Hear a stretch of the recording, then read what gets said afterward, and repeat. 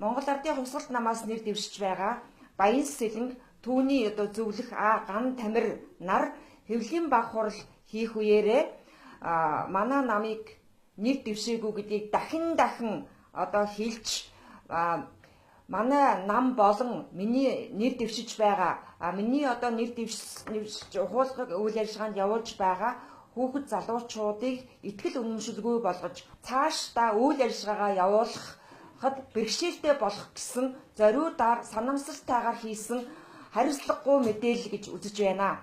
Нэрийн хуудас нь болсон ухуулагч штабуудыг нь нэр хүндийг нь гутааж тэдгээрийн итгэл үзүүлж байгаа өнөө хүртэл сонгуулийнхаа сурчлагыг явуулж байгаа иргэд сонгогчтой хийсэн бүхий л ажлыг нь үгүйсгэж байгаа ийм мэдээлэл хийсэн гүнээ харамсаж байна.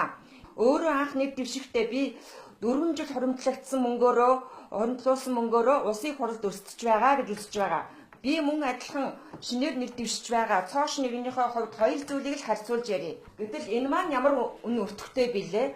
Баян Сэлэнгийн гаргаж байгаа энэ ном өөрийнх нь энэ сэтгүүл 11 хуудастай буюу 22 нүүртэй ийм зурагт хуудасны үнц нь миний гаргаж байгаа үнц нь хоёр бол ямар өртөгтэй, ямар зардалтай байгаа нь бол харагдаж байна.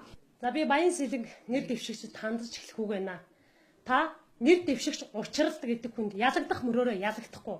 Тэр хэвлэлийн баг хурал хийх үеэрээ гэр бүлээгээ дагуулж ирж хэвлэлийн баг өргөдүүлэх тактик хэрэглэн хэвлэлийн баг хурал хийх үеэрээ яагаад манай намын нэр дэвшигчийг үүсгэж байгаа юм бэ?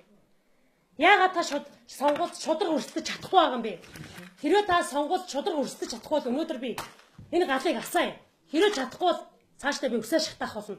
Баян Сэлэнгэ чи өөрөө Иргэний Зориг ногоон нам болон манай 15 нэр дэвшигчдээс албан ёсоор мэдээллийн хэрэгслээрээ чи яаж цадсан тэрэн шигээ биднээс албан ёсоор уучлах гойхон зүйтэй болов гэж үзэж байна.